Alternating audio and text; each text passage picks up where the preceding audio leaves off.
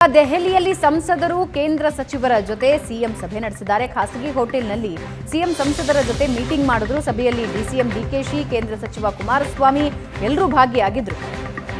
ಇನ್ನು ಕೇಂದ್ರ ಸಚಿವ ಪ್ರಹ್ಲಾದ್ ಜೋಶಿ, ವಿ ಸೋಮಣ್ಣ, ಬೊಮ್ಮಾಯಿ, ನಿರ್ಮಲಾ ಸೀತಾರಾಮನ್, ಕರಂದ್ಲಾಜೆ ಸೇರಿ ಹಲವರು ಭಾಗಿಯಾಗಿದ್ರು. ಸಿಎಂ ನೇತೃತ್ವದಲ್ಲಿ ಈ ಸಭೆ ನಡೆಯಿತು. ರಾಜ್ಯದ ಸಂಸದರಿಗೆ ಸಿಎಂ ಸಿದ್ದರಾಮಯ್ಯ ಒಂದಷ್ಟು ಬೇಡಿಕೆಗಳನ್ನು ಇಟ್ಟಿದ್ದಾರೆ.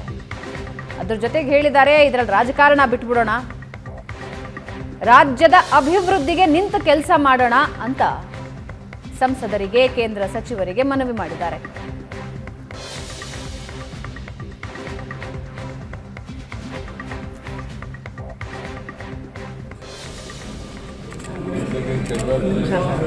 ನಾನು ಜಿಲ್ಲೆಯಿಂದ ಗೆದ್ದಿದ್ದೀನಿ. ಒಂದಿನ ಫೋನ್ ಮಾಡಿ ಆಯ್ತು ಬರ್ತೀನಿ ಮನೆಗೆ. ಯಾಕೆ ಅವತ್ತೇ ಮಾತಾಡಿದ್ರೆ ಹೇಳಿ, ನೀವು ಮಾತಾಡಿದೆ ಸರ್. ಅವ್ರು ಮಾತಾಡೋದು ಅವತ್ತೇ ನಾನೇ ಮಾತಾಡಿದ್ದು, ನೀವು ಮಾತಾಡಿಲ್ಲ.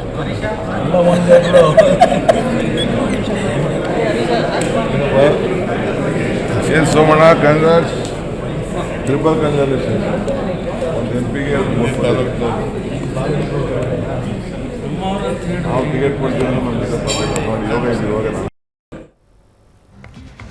ಅಪರೂಪದ ಕ್ಷಣಗಳು ಮುನಸ್ಸು ಮರೆತು ಶೇಕ್ ಹ್ಯಾಂಡ್ ಮಾಡ್ತಿದ್ದಾರೆ HDK ಸಿದ್ದರಾಮಯ್ಯ. ಇನ್ನು HDK ಬೆನ್ನು ತಟ್ಟಿ ಶುಭ ಹಾರೈಸಿದ್ರು ಸಿದ್ದರಾಮಯ್ಯ. ಅಕ್ಕಪಕ್ಕನೇ ಕೂತ್ರು DKC, HDK ಮಾತಾಡಲಿಲ್ಲ. ಇನ್ನು ಸಂಸದ ಡಾಕ್ಟರ್ ಮಂಜುನಾಥ್ ಅವರಿಗೆ ಶುಭಾಶಯ ಕೋರಿದ್ರು DK ಶಿವಕುಮಾರ್.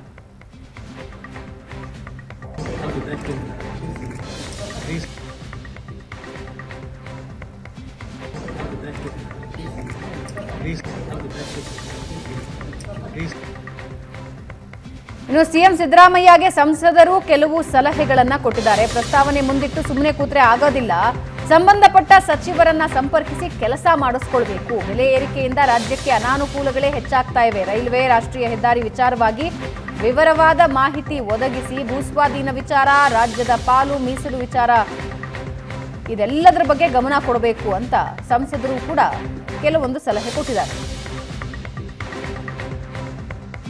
ನಾನು ಮತ್ತು ನಿರ್ಮಲಾ ಸೀತಾರಾಮನ್ ಅವರು, ಕುಮಾರಸ್ವಾಮಿ ಅವರು, ಬೊಮ್ಮಾಯಿ ಅವರು, ಶೋಭಾ ಅವರು ಎಲ್ಲರೂ ಒಂದು ಸ್ಪಷ್ಟಪಡಿಸಿದ್ದೇವೆ. ಸೋಮಣ್ಣ ಅವರು, ರಾಜ್ಯದ ಹಿತವನ್ನು ಕಾಪಾಡಲಿಕ್ಕೆ ನಾವೆಲ್ಲರೂ ಬದ್ಧರಾಗಿದ್ದೇವೆ. ನೆಲ, ಜಲ, ಸಂಸ್ಕೃತಿ, ಭಾಷೆ ಈ ಎಲ್ಲ ವಿಷಯದಲ್ಲಿ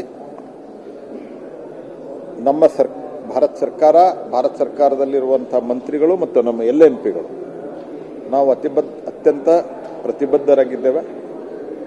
ನಮಗೆ ಈ ವಿಷಯದಲ್ಲಿ ಯಾವುದೇ ರಾಜಕಾರಣ ಬೇಕಾಗಿಲ್ಲ. ಆದರೆ ನಾವು ಸ್ಪಷ್ಟವಾಗಿ ಹೇಳಿದ್ದೇವೆ, ಯಾವ್ಯಾವುದು ಯೋಜನೆಗಳನ್ನು, ಉದಾಹರಣೆಗೆ ಮೇಕೆದಾಟು ಅವರು ಪ್ರಸ್ತಾಪ ಮಾಡಿದ್ದಾರೆ, ಅಪ್ಪರ್ ಭದ್ರಾ ಸಂಸತ್ ಅಧಿವೇಶನ ಸಂದರ್ಭದಲ್ಲಿ ಮುಖ್ಯಮಂತ್ರಿಗಳು ಮತ್ತು ಉಪಮುಖ್ಯಮಂತ್ರಿಗಳು ಮತ್ತು ರಾಜ್ಯ ಸರ್ಕಾರದ ಸಚಿವರು ಎಲ್ಲ ಹೊಸದಾಗಿ ಆಯ್ಕೆಯಾದಂಥ ಸಂಸತ್ ಸದಸ್ಯರು, ಮಂತ್ರಿಗಳ ಸಭೆ ಮಾಡಿರುವಂಥದ್ದು ಒಂದು ಒಳ್ಳೆಯ ಪರಂಪರೆಯನ್ನು ಪ್ರಾರಂಭ ಮಾಡಿದ್ದಾರೆ ಅಂತ ನನ್ನ ಭಾವನೆ. ಆದರೆ ಈ ಬಾರಿ ಭಾಳ ಒಂದು ರೀತಿಯಲ್ಲಿ ಎರಡು ಕಡೆಯಿಂದನೂ ಕೂಡ ಮುಕ್ತವಾದಂಥ ಚರ್ಚೆ ಆಗಿದೆ. ಒಂದು ಯೋಜನೆ ಅಥವಾ ಒಂದು ಕಾರ್ಯಕ್ರಮ ಯಶಸ್ವಿ ಆಗಬೇಕಾದ್ರೆ ನಮ್ಮ ಒಂದು ಒಕ್ಕೂಟ ವ್ಯವಸ್ಥೆಯಲ್ಲಿ ಕೇಂದ್ರ ಮತ್ತು ರಾಜ್ಯ ಸರ್ಕಾರ ಒಂದೇ ಕೆಲಸ ಮಾಡಿದಾಗ ಮಾತ್ರ ಅದು ಯಶಸ್ವಿ ಆಗ್ತಿದೆ ಅನ್ನೋದು ನಮ್ಮ ಅನುಭವದಿಂದ ಗೊತ್ತಾಗಿದೆ. ರಾಜ್ಯ ಸರ್ಕಾರ ಕೇಂದ್ರದಿಂದ ಆಗಬೇಕಾಗಿರುವಂಥ ಯೋಜನೆಗಳ ಬಗ್ಗೆ ಪ್ರಸ್ತಾಪವನ್ನು ಮಾಡಿದರು. ಈಗಾಗಲೇ ಪೆಂಡಿಂಗ್ ಇರುವಂಥ ಹಲವಾರು ಯೋಜನೆಗಳು ಯಾಕೆ ಕುಂಠಿತ ಆಗಿದೆ ರಾಜ್ಯದಲ್ಲಿ?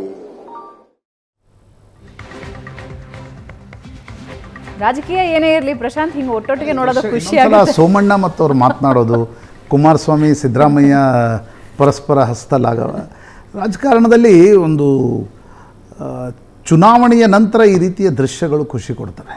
ಅನೇಕರಿಗೆ ಅನ್ಸುತ್ತೆ ಎಲ್ಲ ರಾಜಕಾರಣಿಗಳು ಒಂದೇ ಅಂತ. ಹೀಗೆ ಇರ್ಬೇಕ್ರಿ. ಈಗ ತಮಿಳುನಾಡಿನ ಥರ ಒಬ್ರಿಗೊಬ್ರು ಮುಖ ಕೊಟ್ಟು ಮಾತನಾಡಿಸಿದ ರೀತಿಯಲ್ಲಿ ನಮ್ಮ ರಾಜಕಾರಣಿಗಳಿಲ್ಲ. ಅದು ನನಗೆ ಖುಷಿ ಕೊಡುತ್ತೆ. ಆಂಧ್ರದಲ್ಲಿ ಜಗನ್ ರೆಡ್ಡಿ, ಚಂದ್ರಬಾಬು ನಾಯ್ಡು ಒಂದೇ ವೇದಿಕೆಗೆ ಬರ್ಲಿಕ್ಕೆ ಸಾಧ್ಯನಾ? ಸಾಧ್ಯನೇ. ಚಂದ್ರಶೇಖರ್ ರಾವ್ ಮತ್ತು ರೇವಂತ್ ರೆಡ್ಡಿ ಒಂದೇ ವೇದಿಕೆಗೆ ಬರ್ತಾರಾ? ಬರಲ್ಲ. ಆದರೆ ನಮ್ಮ ರಾಜಕಾರಣಿಗಳು ಅಟ್ಲೀಸ್ಟ್ ಈ ರೀತಿಯ ಸಭೆಗಳಲ್ಲಿ ಬಂದಾಗ, ರಾಜ್ಯದ ನೆಲ ಜಲದ ಪ್ರಶ್ನೆ ಬಂದಾಗ ಒಟ್ಟಾಗಿ ಕುಳಿತು ಚರ್ಚಿಸುವ ಒಂದು ಸಂಬಂಧಗಳನ್ನಾದರೂ ಇಟ್ಕೊಂಡಿದ್ದಾರೆ. ಹಿಂದಿಯಲ್ಲಿ ಯಾವುದೋ ಒಂದು ಕಹಾವತ್ತಿದೆ, ಅದು ಇಷ್ಟು ಸಂಬಂಧಗಳನ್ನು ಕೆಡಿಸ್ಕೊಬೇಡ, ನಾಳೆ ಬಂದರೆ ಕೈ ಕುಲುಕಲಾರದಷ್ಟು ಅದಕ್ಕೆ ಅಲ್ವಾ, ಒಂದೊಂದು ಹಿಂದಿಯಲ್ಲಿದೆ ಅದು. ಹಾಗೆ ಅಟ್ಲೀಸ್ಟ್ ನೋಡಿ, ಈಗ ಸಿದ್ದರಾಮಯ್ಯ ಮತ್ತು ಕುಮಾರಸ್ವಾಮಿ ಏನೇ ಬಡದಾಡ್ಕೊಳ್ಬೋದು ರಾಜಕೀಯವಾಗಿ, ಆದರೆ ಎದುರುಗಡೆ ಬಂದಾಗ ಒಂದು ಕೈ ಕುಲುಕಿ ರಾಜ್ಯದ ನೆಲ ಜಲದ ಪ್ರಶ್ನೆ ಬಂದಾಗ ಒಟ್ಟಾಗಿ ಕುಳಿತು ಚರ್ಚೆ ಆದರೂ ಮಾಡಬೇಕಾಗುತ್ತೆ. ನನಗನ್ಸುತ್ತೆ this is a welcome step. ಚುನಾವಣೆ ಭಾಳ ಆಕ್ರಿಮನಿ, ಒಂದು ರೀತಿಯಾಗಿರ್ತಕ್ಕಂಥ ಆರೋಪ ಪ್ರತ್ಯಾರೋಪಗಳು, ಚುನಾವಣೆಗಳು ಹಾಗೇ ಇರ್ತವೆ. ಆದರೆ ಅದಾದ ನಂತರ ಸಂಸದರ ಸಭೆಯನ್ನು ಮುಖ್ಯಮಂತ್ರಿಗಳು ಉಪಮುಖ್ಯಮಂತ್ರಿಗಳು ಕರೆದಿದ್ದಾರೆ.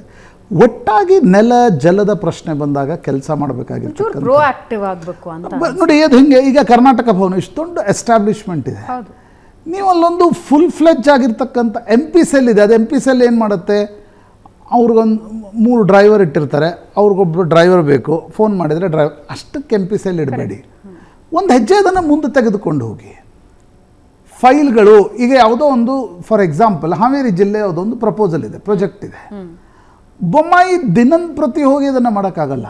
ಅಟ್ಲೀಸ್ಟ್ ಬೊಮ್ಮಾಯಿ ದೊಡ್ಡ ದೊಡ್ಡ ಸಚಿವರ ಭೇಟಿ ಆದ ನಂತರ ಅಧಿಕಾರಿಗಳ ಹತ್ರ ಅದನ್ನು ತೆಗೆದುಕೊಂಡು ಹೋಗಲಿಕ್ಕೆ ಒಂದು 3-4 ಜನ ಅಧಿಕಾರಿಗಳನ್ನು, ಸ್ವಲ್ಪ ಸೀನಿಯರ್ ಲೆವೆಲ್ ಅಧಿಕಾರಿಗಳನ್ನು ಅಪಾಯಿಂಟ್ ಮಾಡಿ, who can have A conversation with central government.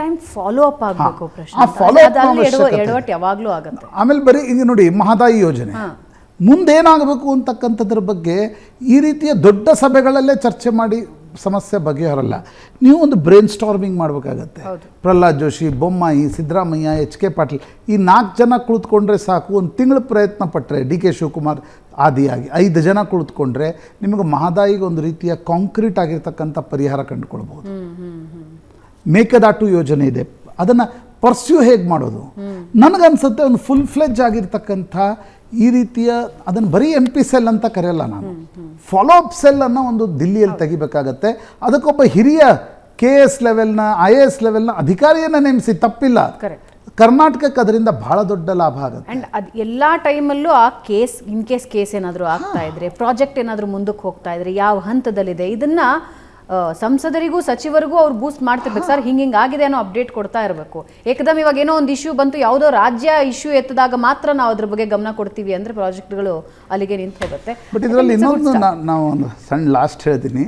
DK Shivakumar ಸೋಮಣ್ಣಗೆ ಹೇಳಿದ್ರು ನೋಡಿ, ಆ ಸುದ್ದಿ ಹೇಳಿದಾಗ ಸೋಮಣ್ಣ ಅವ್ರು ನಿರಾಕರಿಸ್ತಾ ಇದ್ರು. DK ಶಿವಕುಮಾರ್ ಹೇಳಿದ್ರು, ನಾವು ಬಾರಪ್ಪ ನಾವು ಟಿಕೆಟ್ ಕೊಡ್ತೀವಿ ಅಂತ ಹೇಳಿದ್ರೆ ನಿಮ್ಮ ಯೋಗ ಅಲ್ಲಿತ್ತು ಅಂತ. ಇದು ಪಬ್ಲಿಕ್ಲಿ ಸೋಮಣ್ಣ ಹೇಳಿಲ್ಲ. ಹೌದು.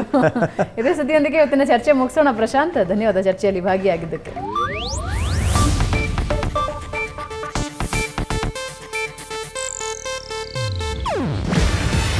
ಇದು ಏಷ್ಯಾನೆಟ್ ನ್ಯೂಸ್ ನೆಟ್ವರ್ಕ್ ಪ್ರಸ್ತುತಿ. ನೀವು ನೋಡ್ತಿದ್ದೀರಾ ಏಷ್ಯಾನೆಟ್ ಸುವರ್ಣ ನ್ಯೂಸ್.